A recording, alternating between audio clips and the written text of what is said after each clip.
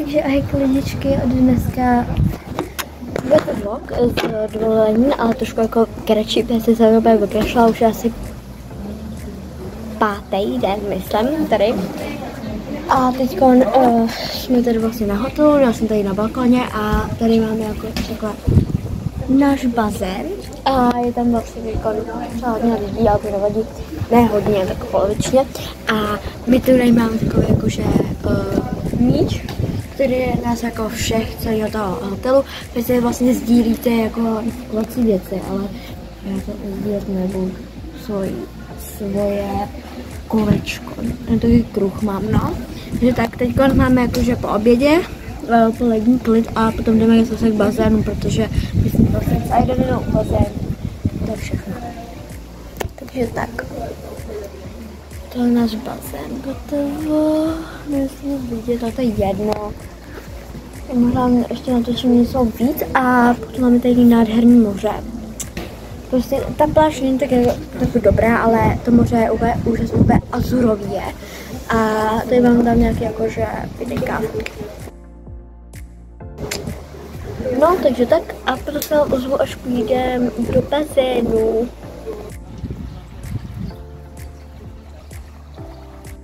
Takže teď jsme u bazénu.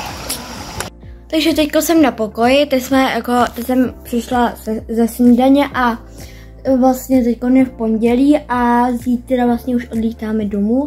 Jo, netočila jsem vám úplně nic, ale no prostě vám tady ukážu nějaký fotky, když jsme letěli jsem do Řecka a no. A teďkon půjdeme asi k bazénu a no tak budeme si užívat poslední den. Prostě to seklo nějak. No a budeme si užívat poslední den, seklo se mi tak, já pojď. No takže tak a 7 dní se tady byly a mi přijde, jako se tady byly třeba 3 dny. Protože včera jsem tady prostě hopíka vyhrála. Nebo nevyhrála jsem. 50 centů prostě utratila za hopík, ale to se vyplatí. To se vyplatí. Takže tak a vůbec řekla jsem vůbec jako kde jsme. Jsme na Zakyntosu. Ano, jsme na Zakyntosu, jsme jako je to takový jako žalbý ostrov a teď už letíme pryč. Ale už vám vážně vám všechno natočím už. Nebude to tak jako za těch prvních 5 dní, ne. Já vám všechno natočím. Úplně. Takže ahoj klientky, dneska je už úterý. A tady jedeme dneska domů, no. U bazénu je strašně hodně lidí, my jsme se vykoupali ještě ráno, pak jsme stavili asi v 7. Byli jsme strašně brzo na snídani, asi 7:30. A potom jsme jako šli do bazénu a do moře a já nevím, jestli to děláte taky, ale já jsem si navybírala do skleniček prostě písek na památku. A už máme zabalený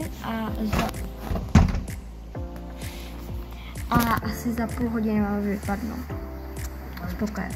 Ono asi v 11. A teď za 17 minut máme vypadnout a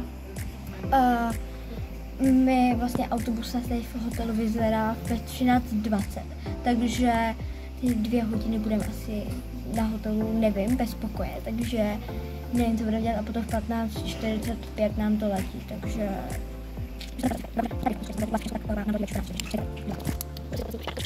takže teď jsme na letišti v Řecku a kola musí být.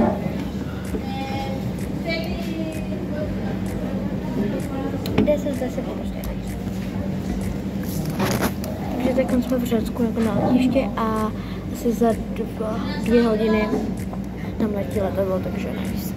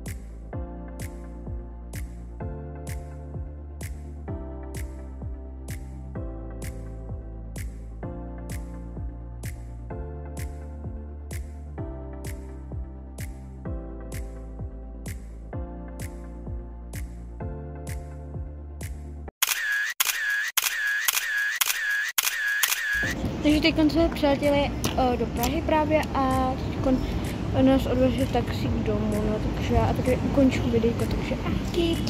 Musel jste užili ten v Řecku a doufám, že jste si užili tenhle vlog, takže byl strašně krátký, takže čauky.